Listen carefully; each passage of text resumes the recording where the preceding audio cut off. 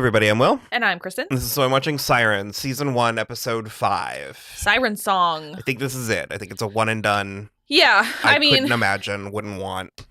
I just watched the same thing happen to Simone, No. I guess. I kind of loved it. Yeah. I'm a little bit blown away. I don't know what I expected. I don't know if my opinion will change, but I kind of liked watching something, like just sort of discovering what something was along the way with it. Yeah, exactly. And these actors are so great and the characters are so interesting. And I mean, maybe I need to get my clown makeup on. Like, maybe I'm being naive, but I think the characters are grayer than a lot of people are gonna think they were. Sure. Yeah, I find the cyclical nature of stuff like this very interesting because it's just very clear, like, I mean, the only reason why this whole thing might not happen again to Simone is because Peter might die. You know what I mean? So it's like, now this is the third time he's done it with a girl who's less than half his age, like younger than his adult children. But I never got a sense, and this is kind of what I meant, that he's evil. Yeah. I never got a sense that he was evil. I never got a sense that it's what he was trying to do. I never got a sense that it's what Simone was trying to accomplish. No. Like, I mean, I think it was a lot of people taking advantage of the situations that are given to them. Yeah. And that, I feel like I'm meant to have something more profound to say. Like, I feel we just finished watching it. Yep. And so part of me, because I know like all of the like ending explained videos have started to wash onto YouTube because I was like avoiding them. But it's not... It started off that way. It started off as like I'm too dumb, tell me what happened. Yeah.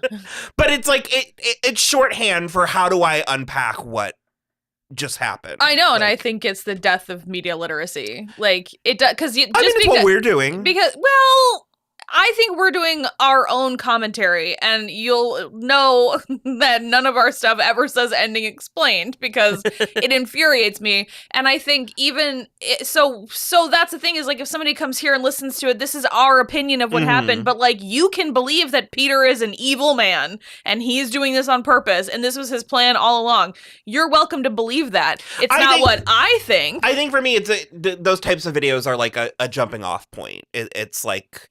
They can be. It's like attending a lecture or like reading. I mean, if you read a book and then think, I got broad strokes of what I just read, but let me pick up Cliff Notes and just see like Cliff Notes are the broad strokes. I don't know. I don't like it because I think it removes like your personal experience with art, like the royal you. I think it makes it very, because it's like there's Barbie ending explained. If you can't get there on your own, I think we have a bigger problem to talk about. You know what I mean? Well, and also, I mean, they are, those types of videos are content. They're not. Yeah. Like, it's for people who don't, because I mean, I know we have some probably here today who ended up not finishing this show because they were like, I don't know, I don't get it. I'll watch someone else tell me what they think it was about. Which is fine.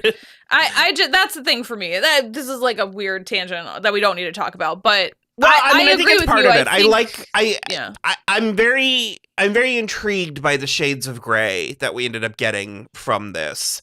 I did not think that this is where we would end up based on that first episode. Sure. That first episode felt a lot stickier. It felt a lot more television. I feel like we really grew into the play aspect of it. And it really felt like we were going to reach some sort of culty, twisty thing. And we just like really did not. It really, it was what it was. And it was all what was on the page, like at the beginning. And it's very, very extremely classic. Yeah. Very tried and true themes. And, you know, kind of...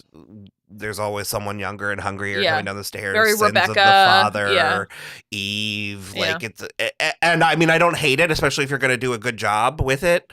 But yeah, I was having a little bit of a hard time figuring out what I wanted, who I was rooting for. And I mean, I've kind of charted this whole time that I was sort of all in on the Sirens part of it, the seduction part of it. Yeah. And so part of me is like kind of thrilled for Simone. Well, sure, yeah. And also it was weird. I would hope like, maybe she learned, and I'd be like, no. No, she was right back into that fucking weirdo attitude from episode 1 when she was talking to Devin, and Devin was like, what about Michaela? And she was like, what about her? As if she's not still actively married to the man. That divorce didn't go through. It's unbelievable. It's crazy. But to your point about the Sirens, it's like he was having that weird panic attack in her bedroom while she was like sprinting back to the house on the beach. It was crazy. It was really crazy. It worked for me. Yeah. It was certainly close enough to my particular brand of bullshit. Yeah. I would say, I think What do you think that scene was? Do you think that was them realizing that they could bypass Michaela entirely? I don't know, because I did take Simone at face value when she was telling Devin, I still can't believe it. It wasn't even on my radar. And then he like met me on the beach and told me he realized he was in love with me. So I took her at face value for that. Like, I don't think it was her intention to do this. But then she literally said, if a door opens, you're stupid not to walk through it, basically. So I get it. I don't know. It was, again, though, one of those really weird things where it felt a little supernatural. Like it was like she was drawing him to her, kind of. Yeah, I don't know. I liked that. If I had to say, I think the two of them, Simone and Michaela, have the most, like, both of their endings really suit the tone of the whole thing. And I suppose Devin's does also, but especially Devin was like a weird, like, voyeur or interloper through the whole show. Yeah. So, like, with the line that she said to Simone, it makes it make sense, but that hasn't been how I've been reading her the whole time. So it was like, I was the most disappointed in her ending, because I was like, still go with Morgan. Like, still go on this trip. Like, you still deserve something too. But then when she said to Simone, like, I'm going home with Dad because I want to, and dropping out of school to like raise you and get you into Yale is the proudest I've ever been of myself. And like, that's great. And I'm fine with that. But I wish that she had gotten hers too. I don't know how I feel. Yeah. I think it's interesting that she was like, man, I've been living my whole life for you people, like trying to take care of and hold this family together, and I haven't been living for me, and I'm tired of it, so I'm going to start living my life, and in order to do that, I'm going to go home and take care of Dad. Yeah, that's the thing where I'm just sort of like, I wish that she had been I'm not saying it's not compatible, but there is something, I mean, I think the responsibility, like taking responsibility for something, and they definitely did some, I would say, good, necessary work with Bruce, with their father, and with, because I mean, this episode was the only time we really saw them together. Yeah. They clearly like each other, which is nice. But, and his whole thing where he's like, I'm going to forget everything, because he was talking to Simone in the hospital, and he was like, I'm forgetting everything except for the things I want to forget the most. Like, he remembers neglecting her and being a bad father and, basically abusive. But he can't remember lots of other things that he'd rather remember. It was a really interesting characterization. And I mean, I like the themes. Like, I like the places that my mind went, because these are very flawed. Everybody's flawed. Yeah. I mean, everybody has flaws, and sort of the explorations of what do you owe yourself versus other people. Yeah. Kind of. Yeah. He wasn't actively abusing. No, he was it was neglect. Yeah. And to have him not deserve to be taken care of, but for his daughter to do so anyways. Yeah. Again, like I'm not sure what specifically I think it means or what I take away from it, but I enjoyed the way that this show made me think about Sure. those things. Yeah. Is there anything specifically that we need to talk about or that we want to cover? The like packing up Simone's shit while she was at the hospital with Ethan is diabolical.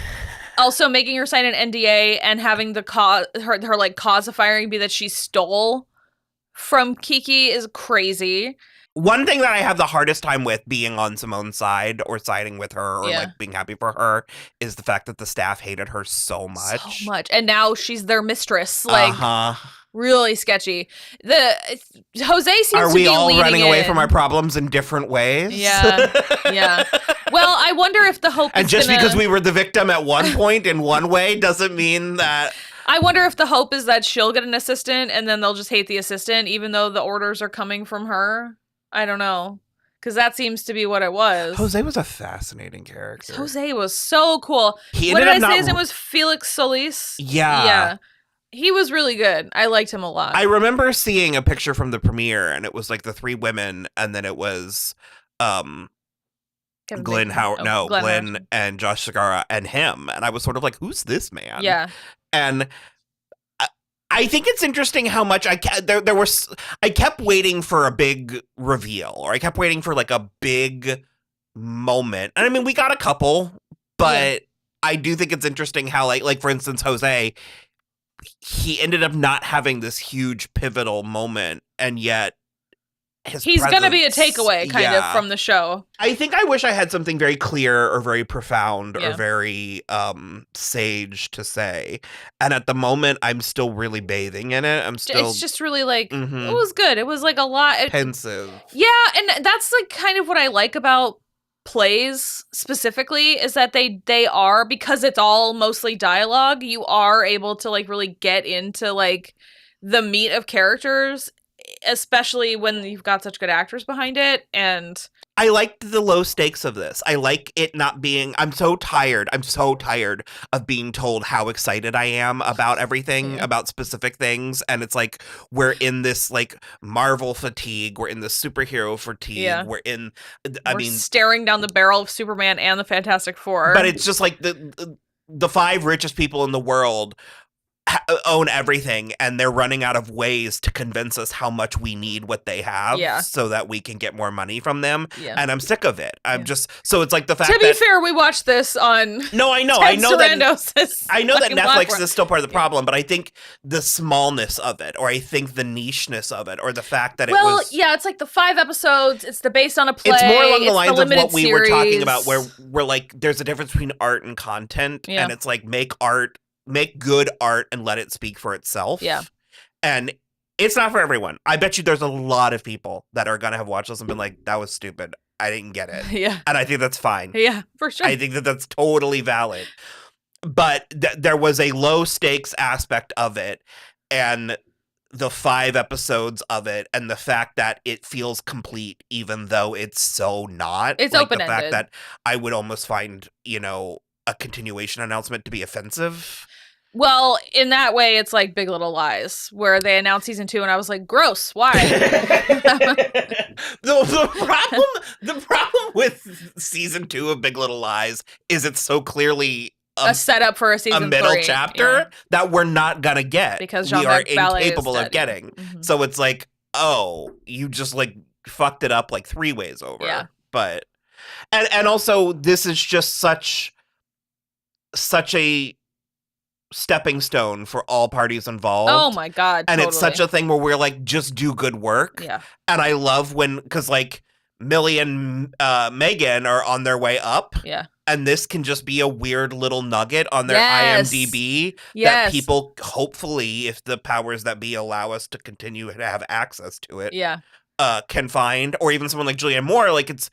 I mean, she's hardly finished, but this definitely falls into the category of swan song. Of like, do what you like. You're in your 60s, do what you like. And the thing is, and she still got it. She still got it so much. That scene on the ferry at the end was so perfect. And I don't know what I expected. That hey doesn't mean anything. It's just something she did, and you just do whatever Mrs. Kell tells you to do. Fucking crazy and incredible. And to your point about a weird little stepping stone down on your way up. One of my favorite ones of Julianne Moore is a movie called Benny and June. And I don't want to hear about Johnny Depp because he's in it, but it's a very good movie. It's very weird. She is like a diner waitress, and it's so early in her career. She's so green, but it's such a weird little nugget. So, and even just like the day players, the Josh Segarra, Glenn Howerton, I don't know Morgan, but he was great. Yeah, Jen his Lyons, name is Trevor Salter, and then there was also Missy Brittany Oldford. I liked her a lot, and Lauren Weedman, who we've talked about,